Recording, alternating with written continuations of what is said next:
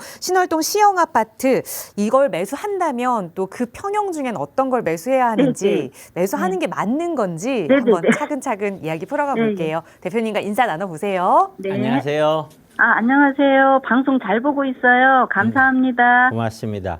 전화 잘 주셨고요.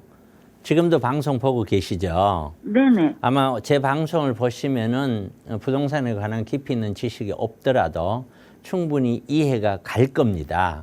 그러니까 찬찬히 한번 지켜보시기 바랍니다. 네. 우리가 아파트라고 하는 거는 우리나라 아파트는 흐름이라는 걸 갖고 있습니다. 흐름. 그래서 이 흐름은 올라갈 때도 있고 내려갈 때도 있지요. 항상.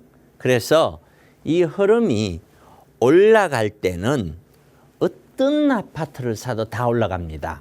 다만 먼저 올라가느냐, 많이 올라가느냐, 늦게 올라가느냐, 적게 올라가느냐의 차이만 있을 따름이죠. 그 반면에 내려올 때는 어떤 아파트를 사도 내려옵니다. 먼저 내려오느냐, 많이 내려오느냐, 적게 내려오느냐 그 차이만 있을 따름이죠. 고로 아파트 투자를 할 때는 1번 매수를 하고자 할 때는 1번 체크 요인이 현재의 흐름을 보는 겁니다. 흐름. 그 다음에 두 번째는 그 흐름 속에서 내가 어떤 물건을 선택하고자 한다면 그 물건을 어떤 물건을 선택을 할 것이냐. 이 물건은 적어도 미래 가치가 많은 이런 물건 쪽 중심으로 투자를 해야 되겠죠. 강남이니까 투자를 해야 되고 강북이니까 그런 뜻은 전혀 아닙니다. 실제적으로 제가 투자를 해본 바에 의하면은 투자 수익률은 강남이나 용산보다 그렇지 않은 쪽에서 훨씬 더 높게 만들어 내 왔습니다. 저 같은 경우는 어쨌든 이 두 가지를 가지고 있는데 그 첫 번째 흐름을 보면은 적어도 아파트 가격이 21년도 고점, 서울은요, 고점을 찍고 내렸다가 22년도에 다시 23년도 작년에는 또 반등을 했다가 24년도 지금 내려오고 있죠. 지금 이런 흐름을 보이고 있어요. 그리고 큰 틀에서 저는 이것이 내려갔다가 반등을 거치겠지만 이렇게 갈 것이다라고 보고 있어요. 그러니까 지금 현재 종전의 제일 높은 가격 기준으로는 지역에 따라서 20%, 30%, 때로는 35% 이렇게 많이 떨어진 지역들이 있겠지만 그러나 그것이 먼저 떨어졌거나 많이 떨어졌다고 해서 다시 그것만 올라갈 것이라고 생각하면 안 된다는 거죠. 그러니까 이 흐름으로 보면은 내리막 흐름입니다. 내리막 흐름에서는 정말 내가 자신 있다든가 그런 케이스가 있더라도 그건 쉽게 되지가 않아요. 왜? 흐름이 내리막 흐름이기 때문에 이게 어느 정도 바닥이 눈에 보여야 어느 정도 이 정도 선이라면은 이 정도 가격이라면 살만하다 안 하다 하는 것을 알 수가 있기 때문이죠. 그래서 흐름으로 보면은 하향 흐름인 관계로 매수를 금지를 하고 싶어요. 더군다나 우리 시청자분 자제분들은 대출까지 안겠대요. 이거는 저는 뭐 늘 반대하는 투자 방식이에요. 그런 투자를 하고자 하는 분들은 어떤 생각을 가지고 있냐면은 요거 뭐 대출 요 정도는 1억, 2억 요 정도는 막 얼마 정도는 요건 뭐 내 월급으로 요 정도는 감내할 수 있어. 그리고 이건 뭐 내려간다고 해도 뭐 얼마나 내려가겠어. 이런 아주 간단한 이런 생각만 가지고서 투자를 하거든요. 그런데 제가 평생을 지금까지 나이 먹도록 살아와 보니까 우리 인생은 그렇게 되는 게 아니에요. 그렇게 생각을 했는데 어려운 점이 딱 닥치면은 그 이외에 내가 생각하지도 않은 다른 어려운 거하고 같이 겹쳐져서 오게 돼 있어요. 그런데 나이 들다 보면은 보이지 않는 위험이라는 것이 뭔지는 모르지만 항상 어려울 때는 같이 오더라는 것을 피부적으로 느껴요. 그런 것까지도 감안을 해야 된다는 거죠. 이게. 근데 이게 흐름이 올라가는 흐름이라면은 그때는 그래도 용기를 내서 해볼 만해요.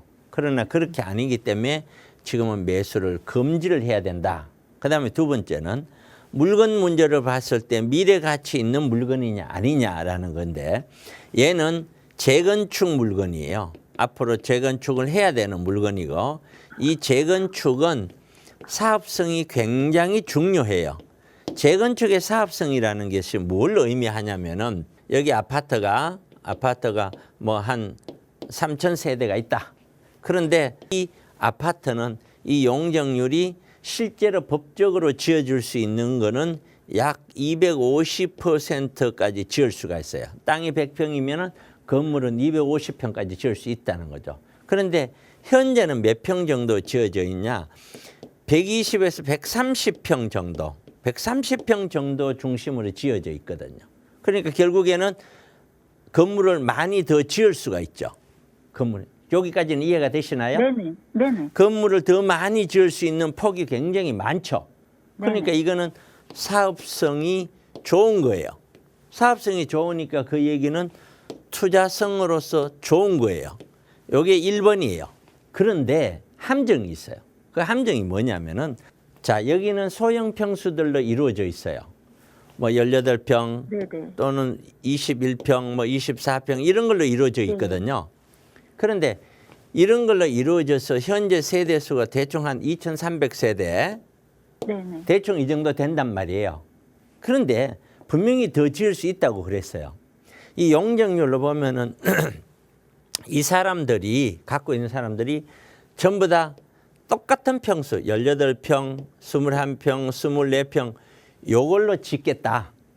요걸로 지어서 내가 가져가겠다. 그러면은 어떻게 되냐면은 전부 다 제가 보는 눈에는 거의 다 돈을 거의 안 내고 다 새 걸로 가져갈 수 있어요. 원하는 거는 대다수가 25평이나 32평이나 좀 더 큰 거 있으면 더 큰 거 이렇게 지어지길 원할 거란 말이에요. 그렇죠? 네네. 그러면 예를 들어서 이 아파트 단지에 전부 다 25평으로 다 지어버린다. 예를 들어. 그러면은 현재 2,300여 세대다 하더라도 얘는 3,000세대가 안 돼요. 뭐 2,500, 2,600 요 정도밖에 안 될 거라는 거예요. 25평만 싹 지어도. 그러면은 결국에는 25평에 만족하지 못한 분들이 많잖아요. 우리 시청자분들도 이왕이면 30평대 좋아하시죠? 네네. 그럼 30평대까지 지어버리면 어떤 현상이 있느냐. 세대수가 전부 다 32평으로 짓겠다. 그러면은 지금 현재 세대수 2,300세대도 안 나올 수 있어요. 그러면은 남들에게 팔 수 있는 게 물건이 하나도 없죠. 분명히 사업성은 좋은데 큰 아파트로 있는 사업성이 좋은 단지라면은 좋은데 작은 아파트가 있는 사업성이 좋은 단지라는 뜻이에요. 네. 그런데 이거를 큰 평수로 짓기를 일반적으로 원하기 때문에 가버리면은 그 좋은 사업성이 개인이 가져가는 형태로 조합원들만 가져가지 일반인에게 팔 물건이 거의 안 나오기 때문에 조합원들이 내야 될 돈은 그만큼 늘어난다는 뜻이에요. 아, 일반인들에게 팔아서 돈이 많이 들어오면 나는 낼 돈이 별로 없는데 얘는 사업성이 좋은데도 불구하고 그렇다는 이와 유사한 게 어디냐면은 상계주공 5단지가 있어요. 네네. 상계주공 5단지를 제가 이러한 형태로 끊임없이 얘기했어요. 그거 11평짜리들이 돼 있는데 사업성이 굉장히 좋아요. 얘처럼.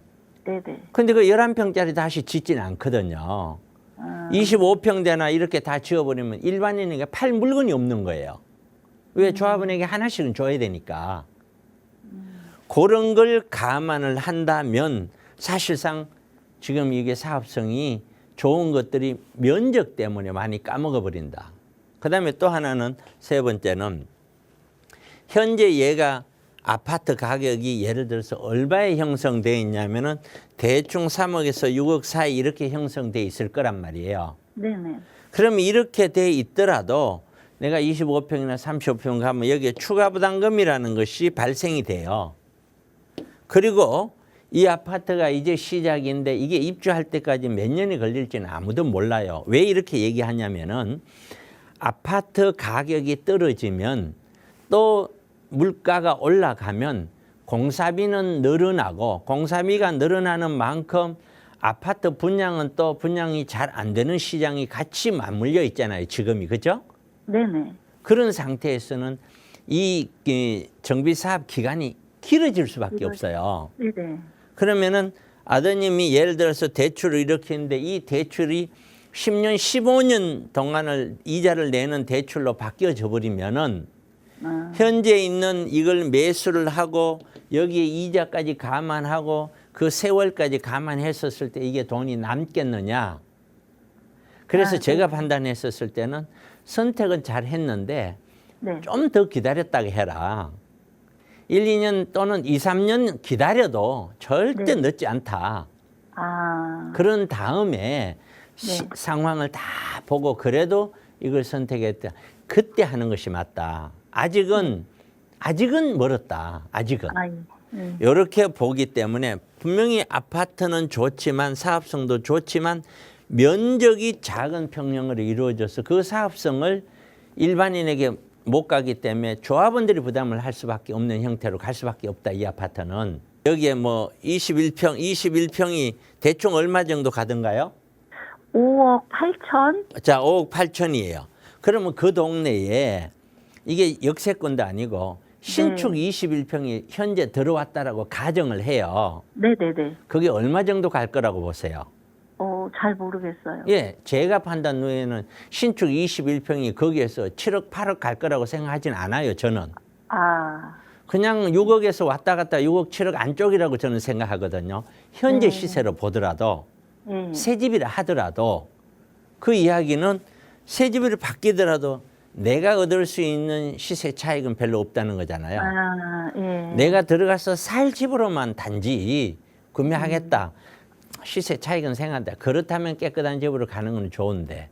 맞죠? 아, 예. 그렇기 때문에 그러면 이 아파트 단지가 또다시 소형 단지로 바뀌죠. 네네. 그럼 소형 단지를 우리가 선호하지는 않잖아요. 그렇죠? 그런 것까지 다 감안해 본다면 굳이 서두를 이유가 있겠느냐.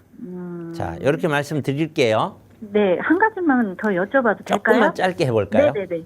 그러면 지금 이게 아니라면 그냥 그 역세권에 좀 괜찮은 오피스텔 쪽은 어떨까요? 한 그것도 오피스텔을 먼저 갔다가 절차를 밟아서 돈을 벌어서 아파트 쪽으로 움직이겠다. 그거는 100번 찬성이에요. 좋은 것만 네네. 산다면 분명히 그렇게 되어도 돈이 돼요. 네네. 분명히. 과정을 거치려고 그렇죠. 지금. 그 네. 과정은 저는 찬성인데 문제는 그런 과정에 맞는 물건을 선택할 수 있는 능력이 있어야죠. 아, 네네. 그런 그 과정에 간다면 저는 100번 찬성이에요. 네. 대출을 많이 끼지도 않고. 예, 예. 네네. 그렇게 말씀을 좀 예, 예, 드릴게요. 알겠습니다. 예, 감사합니다. 고맙습니다. 네. 네.